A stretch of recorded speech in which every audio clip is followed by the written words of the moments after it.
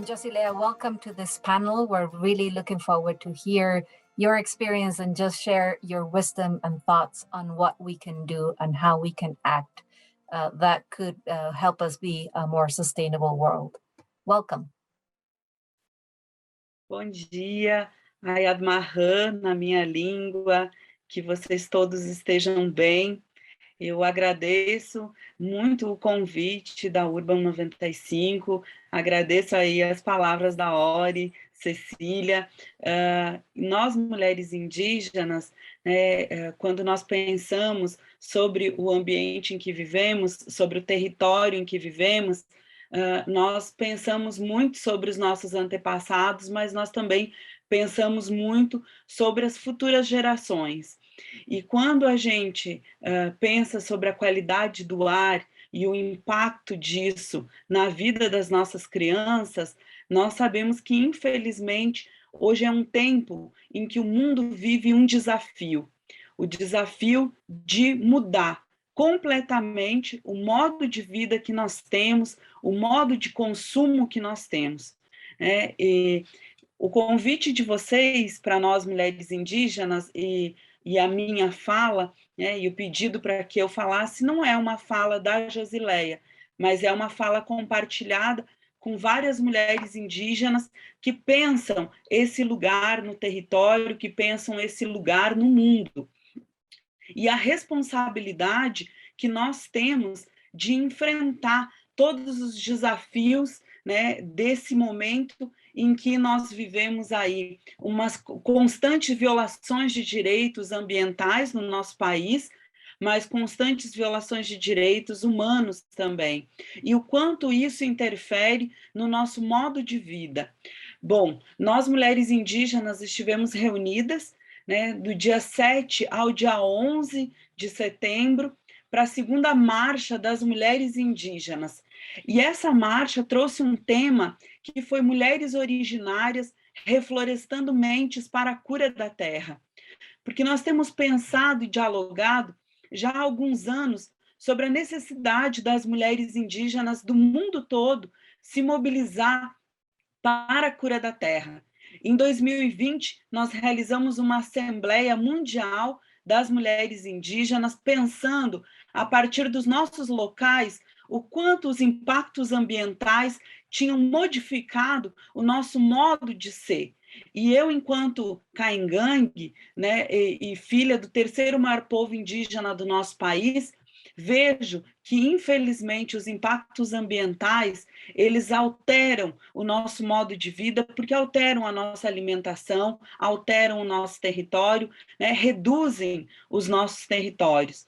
E esse encontro na segunda marcha das mulheres indígenas reuniu 152 etnias dos 6 biomas brasileiros, trazendo mulheres da Caatinga, da Mata Atlântica, do Cerrado, do Pampa, do Pantanal, da Amazônia.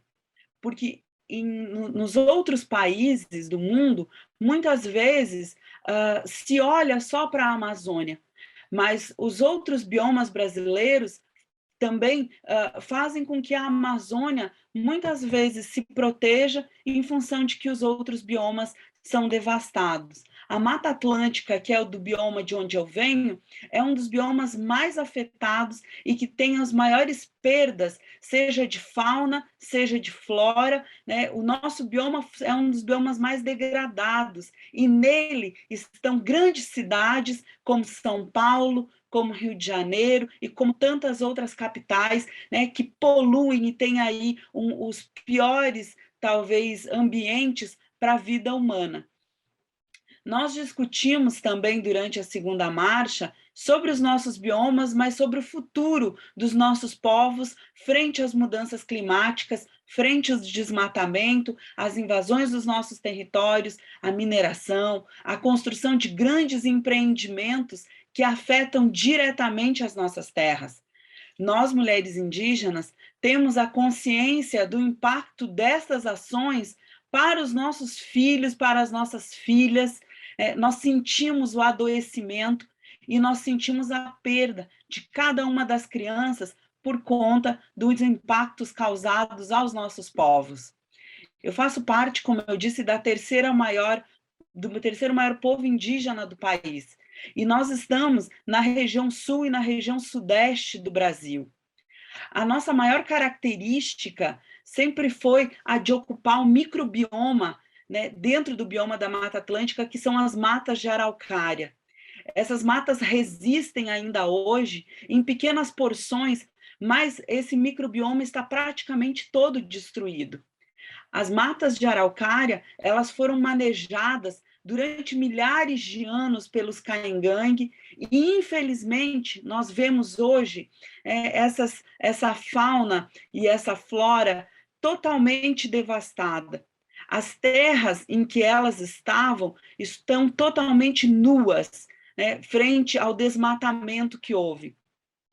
E o meu povo está hoje nos menores territórios, em áreas de conflito. Esses conflitos são territoriais, com acampamentos de retomada, então, a nossa população vivendo próximo a áreas urbanas, de grandes cidades, né? E a nossa presença é constante nos territórios urbanos. Nós temos aldeias que estão dentro de áreas urbanas, como na cidade de Porto Alegre, no Rio Grande do Sul, em Florianópolis, Santa Catarina, em Curitiba, no Paraná, na cidade de Santa Maria, no Rio Grande do Sul, onde está, né, a abertura da camada de ozônio, e é uma cidade que passa por um processo de desertificação.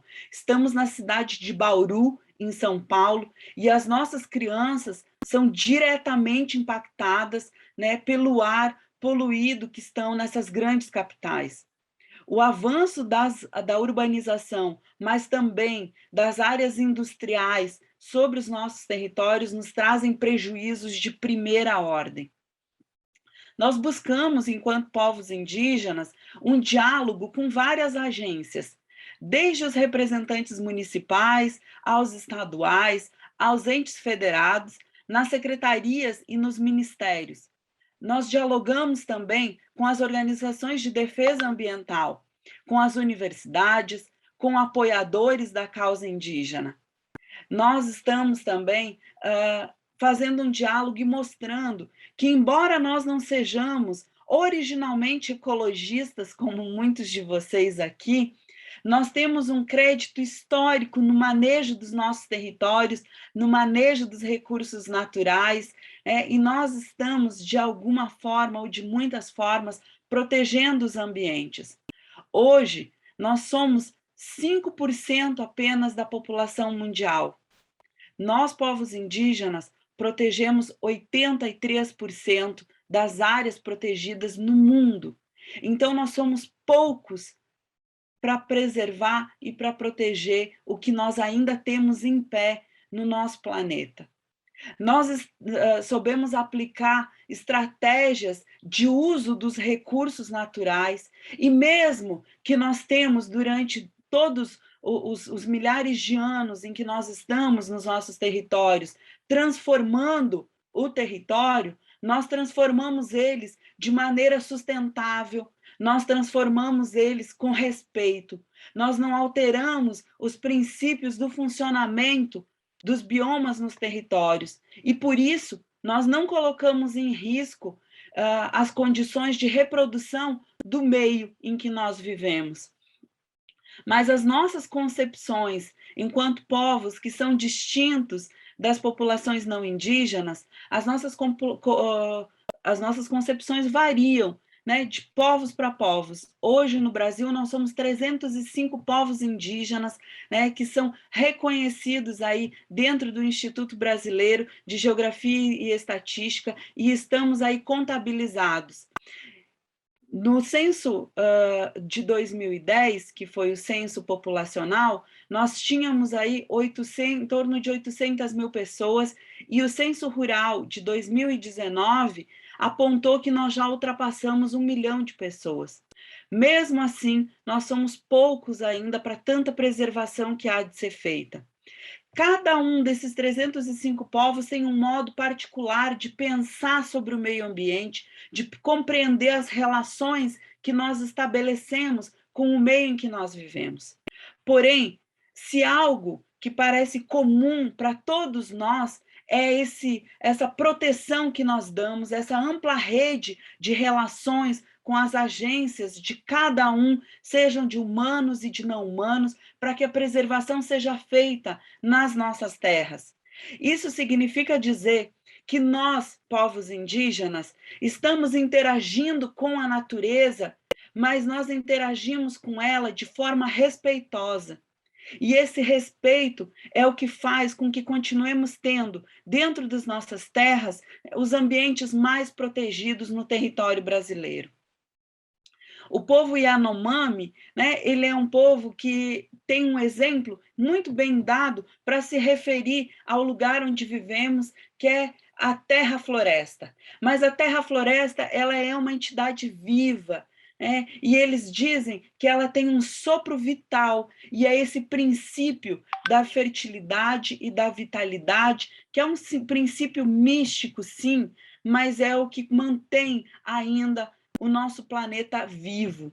Essa entidade viva da terra-floresta tem aí os diversos homens, mas também os espíritos e também os não humanos que estão ali, junto com os espíritos dos pajés, eles fazem a guarda, né? Eles são os guardiões desses lugares aonde a gente vive.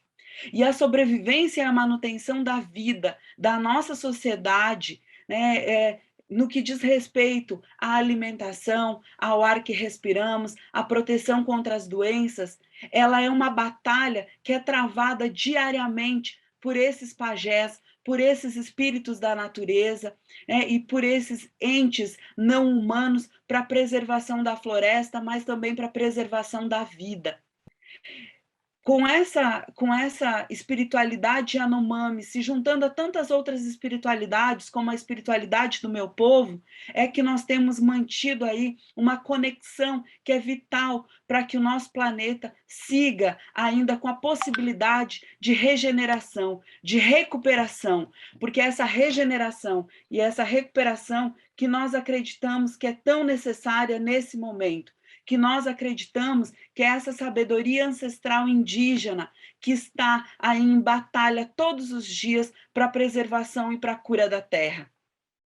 Nós, mulheres indígenas, temos dialogado muito nos nossos territórios, fortalecendo os nossos modos de proteção ambiental, os nossos modos de produção através das nossas roças, mas também nós temos, né, dialogado para que o respeito ao meio ambiente alcance outros lugares. E nesses diálogos também buscados e feitos em vários momentos com os não indígenas, com os estados-nação, e aí não só com o Estado brasileiro, mas também com outros estados, com outros países, nós temos chamado a atenção para as necessárias mudanças e que são urgentes nesse momento para as sociedades, para que nós possamos ter a esperança da cura da Terra.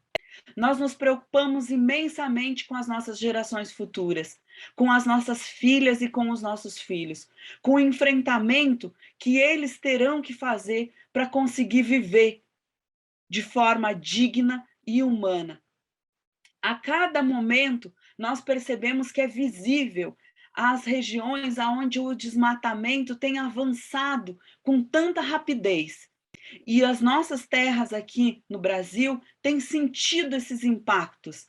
O estado do Mato Grosso, Rondônia, o Pará, assim como a Amazônia, têm enfrentado diariamente esse avanço dos madeireiros, dos garimpeiros sobre os territórios, mas o avanço também da urbanização.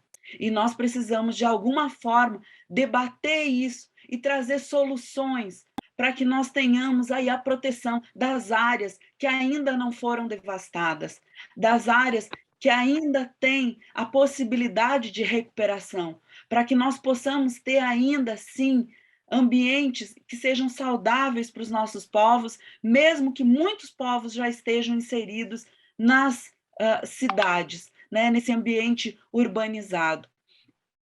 Hoje e no futuro, é preciso que a gente se preocupe com a criação de mecanismos ou com a instituição desses mecanismos para potencializar as chances de nós, povos indígenas, termos aí, seja os nossos territórios demarcados, seja os nossos territórios protegidos, seja os nossos territórios podendo contribuir com o mundo para que as mudanças climáticas não avancem de forma sistemática e destruam o que a gente ainda tem.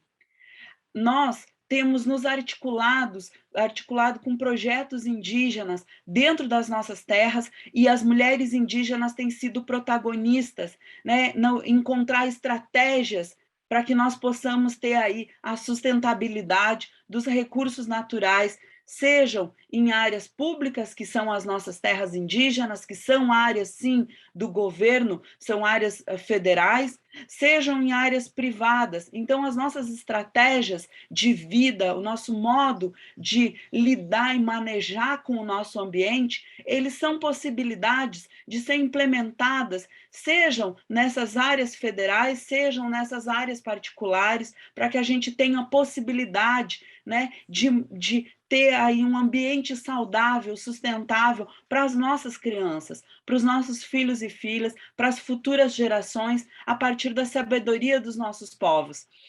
Essa sabedoria que criou um modo de vida que é possível, que enfrenta aí esse modo de vida, infelizmente, dos não indígenas, que se desconectaram do respeito à natureza, do respeito à Mãe Terra, do respeito de onde viemos.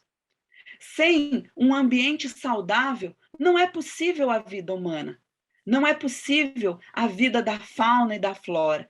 Então, nós não estamos numa luta apenas para preservar o ambiente da fauna e da flora. Nós estamos em uma luta que precisa ser uma luta mundial pela cura da Terra, para que nós, enquanto seres humanos, possamos continuar vivendo. Nós temos aí uma necessidade de olhar, sim, para as futuras gerações, sim, para as nossas crianças, para que a gente possa ter uma continuidade de vida humana, para que a gente possa ter uma continuidade de vida de povos que são tão distintos, tão diversos, mesmo entre nós, povos indígenas, e entre os povos não indígenas, entre o homem não indígena, entre as mulheres não indígenas.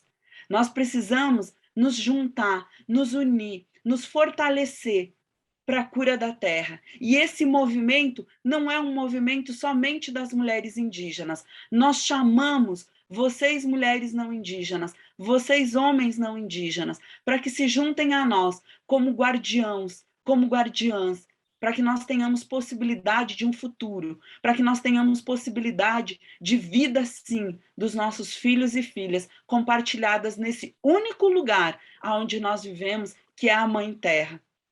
Muito obrigada. Obrigada, Josileia. I think it's a very powerful message. It's a call to action. And I think this is actually what I love whenever I hear indigenous leaders telling us different things. Let me just turn off my, okay.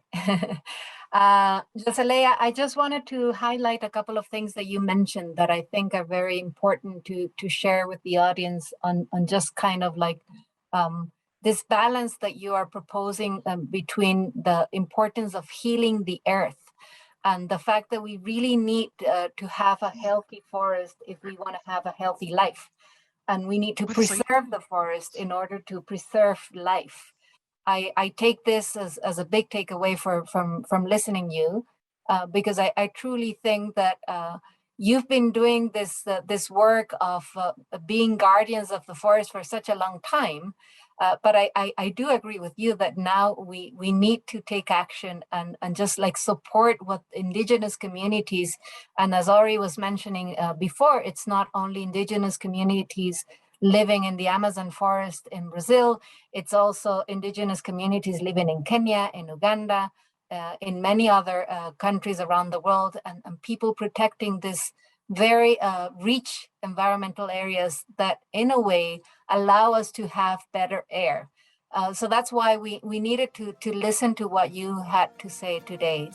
Thank you so much for joining today, Josileia.